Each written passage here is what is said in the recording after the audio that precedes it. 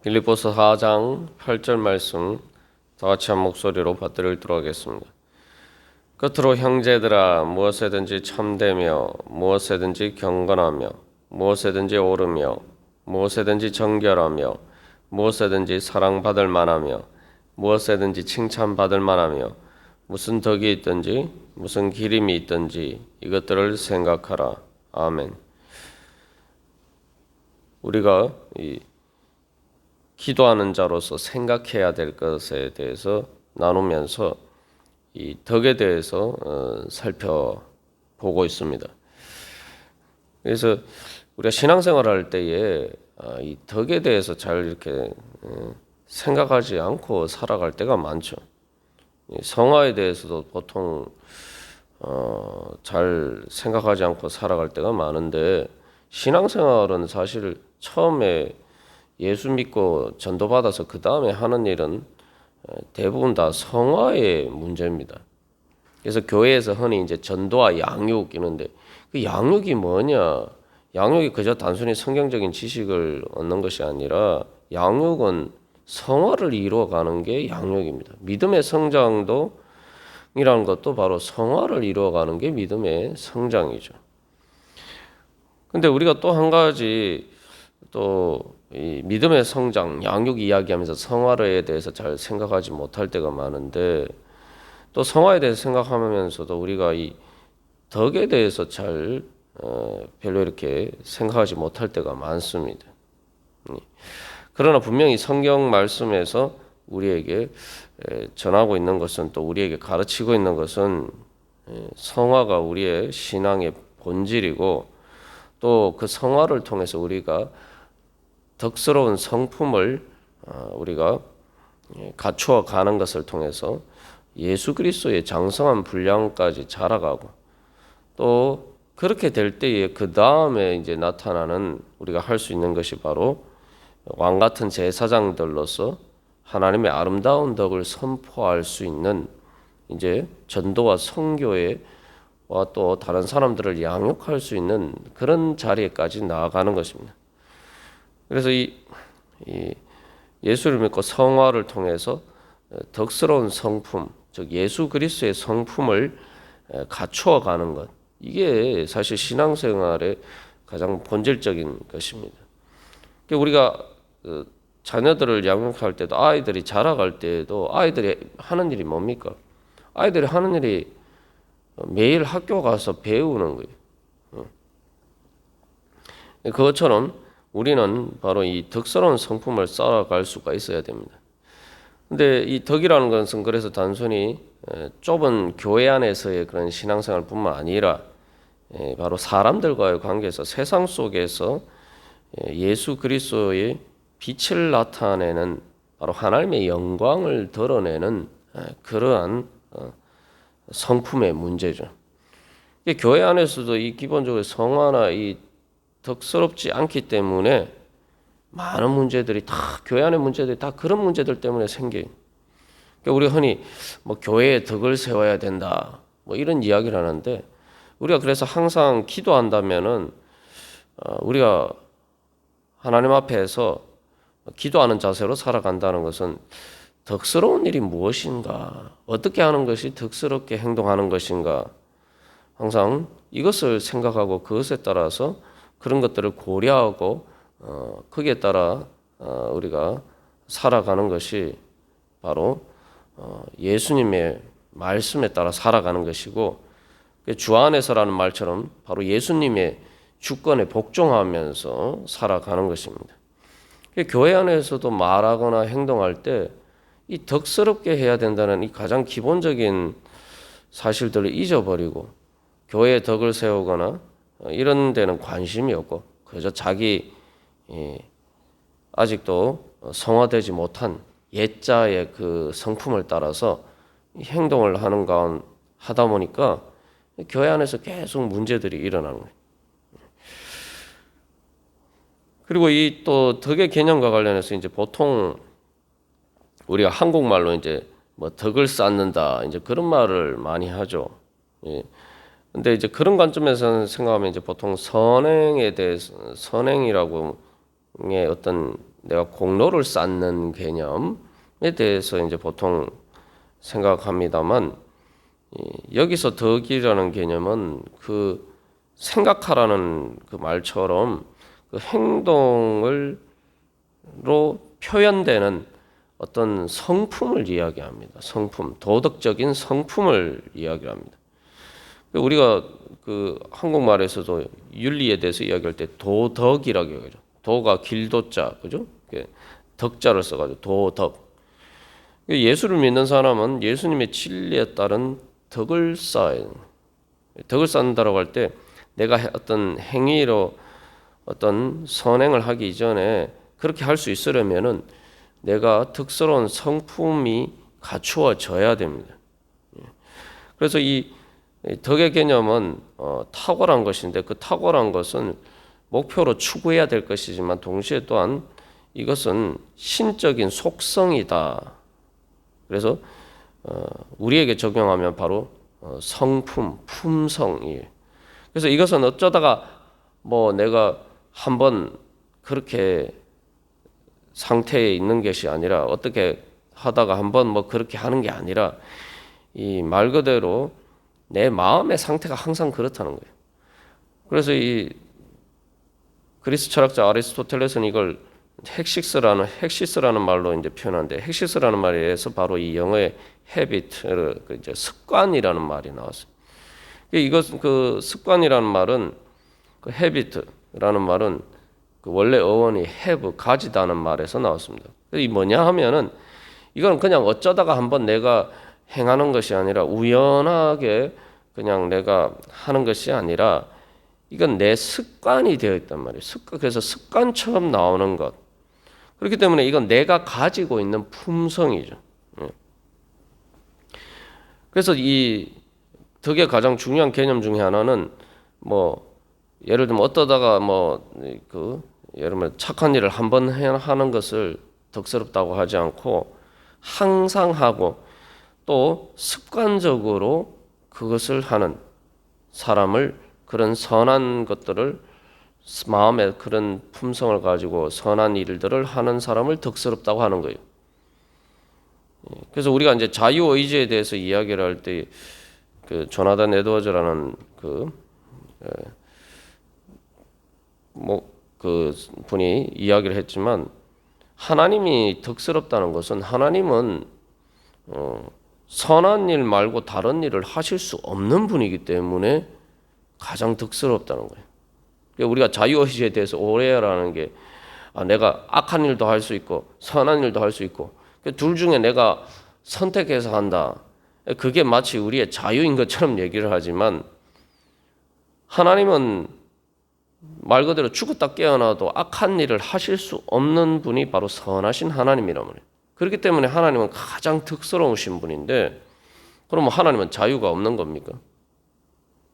우리가 자유의 개념에, 그래서 그 조나단 에드워즈 목사님이 얘기하는 거는, 우리가 기본적으로 잘못된 자유의 개념을 가지고 있다. 악을 선택하는 것을 자유라고 착각한다는 거죠. 하나님은 악을 선택하실 수가 없는 분이 하나님. 그런데 그 하나님은 가장 자유로우신 분이죠. 그래서 우리가 이 덕에 대해서 이야기를 할 때에, 덕은 신적인 능력의 표현이다라고 할 때, 그것은 이제 승리의 개념이라고 말씀드렸습니다만, 덕이 왜 승리냐 하면은, 내 안에서 막 이렇게 할까 저렇게 할까, 예를 들면은 무엇이든지 참되면, 무엇이든지 경건하면, 무엇이든지 옳으면, 그런데 내가 옳은 일을 할까 말까, 내 안에 갈등이 있으면 안 되는 거예요. 갈등이 있는 것은, 갈등 있는 상태는 덕스러운 상태가 아닌 거예요. 그러니까 완전 옳은 일을 행하는 게 내 품성이 되어서 그냥 자연스럽게 내가 특별히 의식하지 않고 갈등하지 않아도 그냥 자연스럽게 내가 그 옳은 일을 하는 것, 그게 바로 덕이란 말이죠. 다시 말하면은 내 안에 선한 능력이 말 그대로 다른 어떤 모든 것들을 압도하는 상태가 되었을 때, 그걸 덕스럽다고 하는 겁니다. 내 안에 영적인 싸움에 있어서 내가 내 안에서 완전히 그런 죄의 옛자의 악한 성품을과 싸우는 상태를 넘어서 그것과 싸워서 내가 완전히 승리해서 완전히 그것들을 압도해서 더 이상 내가 내 안에서 갈등하는 걸 고민하지 않고 내가 자연스럽게 그냥 내 습관처럼 하나님의 말씀에 순종하고 옳은 것을 따르고 선을 행하는 것, 그게 바로 덕이라는 거죠. 그래서 내 안에 이 선한 것이 완전히 승리한 상태, 그게 바로 능력이죠. 능력이라는 것도 그렇지 않습니까? 우리가 어떤 사람을 보고 저 사람은 능력이 있다, 어떤 일을 할 때 능력이 있다 이렇게 이야기할 때 그 사람이 어쩌다가 한번 잘 안 되는데 어쩌다가 한번 그 어떤 일을 할 수 있게 한 것을 보고 저 사람 능력 있다 이렇게 얘기 안 하잖아요. 그 사람 능력 있다고 얘기할 때 어떤 일을 할 때 능력 있다고 할 때는 그 일을 항상 잘하는 사람이에요. 우리가 그래서 이 선한 일에 대해서도 이 능력을 가지겠다는 것은 내가 항상 그렇게 할 수 있다는 거예요. 우리 안에 그런 능력이 있는가? 내가 정말 주님 안에서 예수님을 따라서 예수님의 성품을 따라서 내가 그렇게 언제든지 그렇게 할 수 있는 능력이 있는가? 그런 능력이 있을 때 말 그대로 우리 마음 안에 승리를 통해서 그 다음에 뭐가 찾아옵니까? 평화가 찾아옵니다. 우리가 주목해서 봐야 될 그 4장 9절에서 또 뭐 다루겠습니다만, 그래서 4장 9절에서 결론적으로 그리하면 평강의 하나님이 너희와 함께 계시리라 라고 이야기해요. 진정한 하나님이 성경이 말하는 하나님께서 우리에게 약속하신 평강이 어떻게 찾아오느냐? 내가 하나님의 예수 그리스도의 성품을 닮기 위해서 정말 내가 힘쓰고 애쓰고 또 내가 내 그런 능력이 없기 때문에 할 수 없다. 나는 원래 이런 사람이지. 이렇게 주저앉아 있는 것이 아니라 주님께서 말씀하셨고 주님께서 내 안에 함께 하시니까 내가 이제 주님께서 나는 할 수 없지만 주님께서 능력 주시니까 내가 예수님처럼 살 수 있다. 그것을 믿고 그렇기 때문에 그런 모든 것을 방해하는 내 옛자의 악한 성품과 내가 싸워서 이겨야 돼. 그래서 어떻게 싸워서 이깁니까? 그러니까 기도해야 되는 거예요. 내가 할 수 없으니까 기도하는 거예요.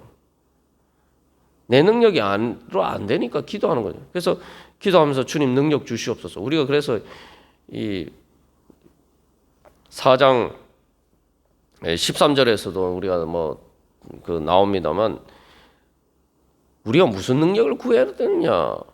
내 안에 그 악한 성품과 싸워서 내가 예수 그리스도의 선한 성품을 따라서 행할 수 있는 그 능력을 구해야 되는 거예요.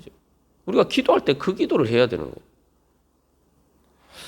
그래서 그렇게 기도하는 가운데 주님께서 이렇게 말씀하셨는데 제가 하나님의 아들인데 왜 저는 하나님 아버지를 닮지 않고 이 옛자의 그러한 그 악한 것들을 저는 그런 것들이 더 자연스럽고 그런 것들을 닮았습니까?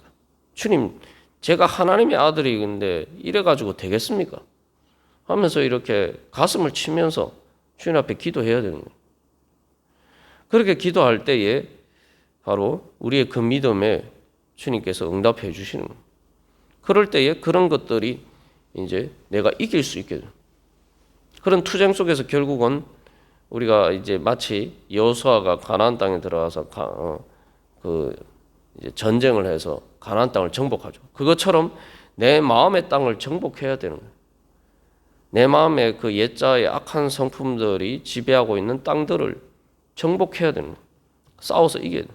근데 싸우는 것 자체는 힘들지만 내가 그렇게 싸울 때 결국은 주님께서 여호수아로 하여금 승리하게 하신 것처럼 우리에게 승리할 수 있는 능력을 주십니다. 근데 중요한 것은 내가 믿음으로 그렇게 될 수 있다. 주님께서 말씀하셨으니까 내가 하나님의 자녀니까 내 안에 바로 예수 그리스도의 성령을 주셨으니까 내가 그 능력으로 할 수 있다 믿고 기도하면은 주님께서 그렇게 해주시는 거예요. 그 싸움에서 승리하게 되면은 그 다음에 마음에 평화가 찾아오는 거예요. 그래서 여호수아서에 보면은 여호수아가 그 전쟁을 크게 이렇게 마무리했을 때에 바로 그 땅에 평화가 찾아왔다 이렇게 얘기하는데, 내 마음에 그래서 이제는 항상 그 옛자하고 맨날 싸우는 상태를 넘어서 정복한 만큼 내가 평화를 누릴 수가 있게 되는 거죠. 그러니까 우리가 점점 그래서 내 마음의 영토를 주님께 매 주권에 복종하도록 그렇게 정복해 가야 됩니다. 그러니까 우리가 다른 사람을 구원한다, 전도를 하고 뭐 교회가 선교의 사명을 감당한다. 근데 여러분, 전도가 뭡니까? 선교가 뭡니까? 죄를 이기는 거 아닙니까? 죄에서 사람들을 구원하는 건데 지금 내 안에 있는 죄에서 내가 스스로 이기지 못하면서 어떻게 다른 사람들을 죄에서 구원한다고 합니까? 이게 가장 우리가 힘써야 될 본질적인 일이죠. 그래서 이 덕을 함양하는 것은 이제 그리스 철학에서는 이제 말 그대로 습관인데, 습관이 그냥 길러집니까? 습관은 자꾸 같은 행동을 내가 처음에는 익숙하지 않아도 자꾸 이렇게 훈련을 통해서 반복하면은 그게 습관이 돼서 이제 내 능력이 되죠. 학교에서 학생들이 공부하는 것도 다 그런 거죠. 뭐 기술을 일반 사회에서 이 일을 위해서 어떤 기술을 배우는 것도 그렇고 다 이렇게 훈련을 해야지 그게 습관이 되는 거죠. 우리가 하나님 앞에서 그래서 신앙생활을 하면서 자꾸 이렇게 훈련을 해야 돼요. 훈련. 예수님을 따라 사는 훈련을 해야 돼요. 근데 이제 이 그리스 철학에서 말하는 이 훈련과 성경이 말하는 덕이 다른 것은, 우리는 단순히 훈련하는 게 아니라 이 성령의 능력을 따라서 한다는 거죠. 그래서 이 이후에 중세 이후에 이 덕의 개념에 대해서 중요하게 등장하는 것은 바로 세상에서 말하는 덕도 있지만 신앙의 덕도 있다. 그 신앙의 덕이 뭐냐? 바로 믿음, 소망, 사랑. 그 믿음, 소망, 사랑의 덕을 통해서 바로 보통 세상의 보편적인 윤리의식에서 말하는 덕을 쌓을 수가 있다. 그래서 그 덕을 이야기를 할 때 바로 성령님께서 내 안에 임재하시는 것을 통해서 바로 그 성령의 능력을 통해서, 그래서 성령의 능력이 이제 그 성령이 내 안에서 완전히 주권적으로 역사하실 때 말 그대로 그 하나님의 성품이 나의 성품이 되어야 된다. 그렇게 되려면 바로 성령님께서 그냥 나와 함께 계시는 것뿐만 아니라 성령님이 나를 주장하셔야 돼요. 말 그대로 주장하셔야 돼요. 우리가 참 모순적인 게, 기도할 때에 주님 내 기도 이루어 주시옵소서, 주장하여 주시옵소서. 내가 원하는 어떤 그런 욕망에 대해서는 주님 주장하여 주시옵소서 그러면서 내 성품이나 내 이런 부분들에 있어서는 성령님께서 주장해 주시기를 원하느냐 말이에요. 그런 부분에서 성령님께서 완전히 나를 주장하셔서, 그래서 내가 성령님의 인도하심에 따라서 내가 기도하고 그 기도에 따라서 내가 생각하고 그 생각에 따라서 내가 행동하고, 그게 바로 주 안에 거하는 거죠. 그렇게 될 때에 바로 우리가 왕 같은 제사장으로서 이 덕스러운 하나님의 영광을 드러낼 수 있는 그런 자리에 설 수 있게 됩니다. 그렇게 되면은 제가 여러 번 나눈 것처럼 세상 살기가 편해집니다. 내 마음이 평안한 거예요. 그리고 모든 것들이 그전에 내가 그 옛자의 악한 성품 가운데 있을 때 보이지 않는 많은 아름다운 것들이 보이게 되고, 내 마음에 그때 바로 천국의 행복이 찾아오는 겁니다. 그래서 우리가 오늘도 기도하면서 나아갈 때에 다시 한번 오늘은 여러분 기도하실 때, 주님, 제가 정말 예수님을 닮아서 하나님의 자녀로서 정말 덕스러운 성품을 가질 수 있도록 주님 역사하여 주시옵소서. 주님, 그래서 제가 정말 제 마음에 주님께서 주장하시는 그 평강과 천국의 행복이 임하게 하여 주시옵소서. 우리 한번 그렇게 기도하면서 또한 그렇게 우리가 오늘 또한 살아갈 수 있도록 소망하면서 함께 기도의 자리 가운데 나아가도록 하겠습니다. 다 같이 기도드리시겠습니다.